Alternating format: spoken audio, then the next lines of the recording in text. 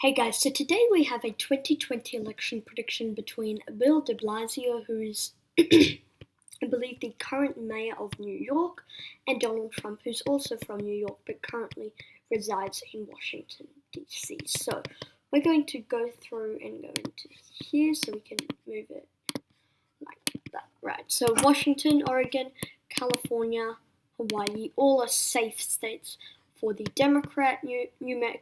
Illinois, Massachusetts, Rhode Island, Connecticut, New Jersey, Delaware, Maryland, the District of Columbia, his home state of New York, Vermont, and that one electoral vote in the state of Maine. Now, for the safe Trump states, there's going to be quite a lot given. Firstly, Bill de Blasio has quite low name recognition, and also he just isn't the kind of candidate. He's just like a mayor from New York City, and that's not really someone that the Democrats probably should run. So I'm just going to go through all of the safe states right now, except for that one electoral vote I'll come back to. Kansas, Oklahoma, Texas, Louisiana, Arkansas, Missouri, Mississippi, Alabama, South Carolina, Tennessee, Kentucky, Indiana, West Virginia. So we start off 183 electoral votes for Bill de Blasio, 163 for President Trump. There's a few of the likely states that I'd like to go over now. So New Mexico, I'm moving into the likely Democratic column because, again, even though the New Mexico Democrats might not like someone like a Bill de Blasio, they're still probably going to vote for him over someone like a President Trump. That second district in Maine, de Blasio can't really appeal to those voters. I see that one going towards Mr. Trump. State of Arizona, I'm actually moving into the likely Republican column. Same thing with Georgia, and both of these states, they are trending more Democratic. Arizona elected a Democratic senator, and Stacey Abrams almost made the runoff for the governor's election. But again, Bill de Blasio can't appeal to these minority voters as well as other people could. So these two are moving into the likely Republican column. Virginia, I'm going to put that in the leaning Democratic column. I think de Blasio can win here, but just by a bit less than maybe some other Democrats might have liked. Up in the state of Maine, I see that second district Maine at large going towards Bill de Blasio, but then that second district I'm putting in the likely GOP column. Then in the state of New Hampshire, I'm going to put that narrowly in the leaning Democratic column. So we still have 139 electoral votes to allocate, so let's start off with the state of Nevada, and that's going to be a very close race. I don't think Bill de Blasio can really appeal to the Latino voters, but at the end of the day, I'm going to narrowly put this into the Democratic column because I think that it would be just enough to push him over the line in the state of Nevada, and then same thing in the state of Colorado. Would kind of be on the outside of lean, kind of 4 to 5% kind of range. Not kind of 1 to 2% in lean, but 4 to 5% in lean.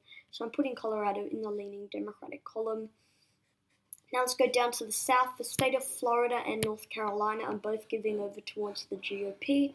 I see both of these states being quite competitive, but at the end of the day, I don't think that Bill de Blasio can really appeal to the retired voters in Florida, and he can't really appeal to those African American voters in North Carolina. So 80 electoral votes from the Midwest still to allocate. We're going to go from Pennsylvania over to Ohio, to Michigan, over in Wisconsin, Minnesota, and then Iowa.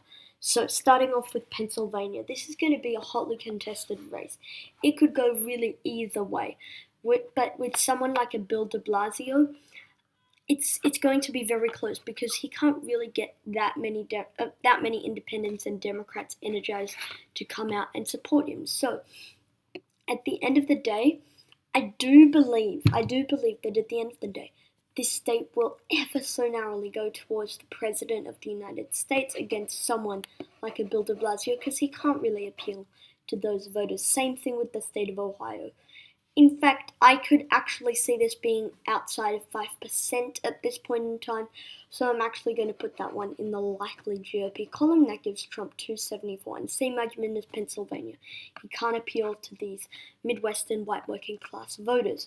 State of Michigan, that's going to be a hotly contested race. It's going to go back and forth all night, but at the end of the day, I see that one narrowly going towards the President of the United States, and with Michigan, so would go Wisconsin, so now he has 300 electoral votes. Now, Minnesota I'm really torn about, because we have states like Ohio going for Trump by a likely margin. We have Michigan going to Trump.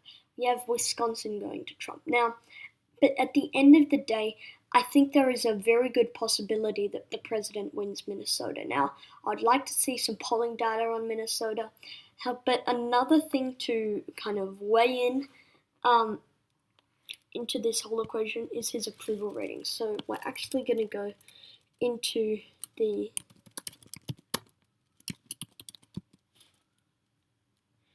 ratings. Trump, each state.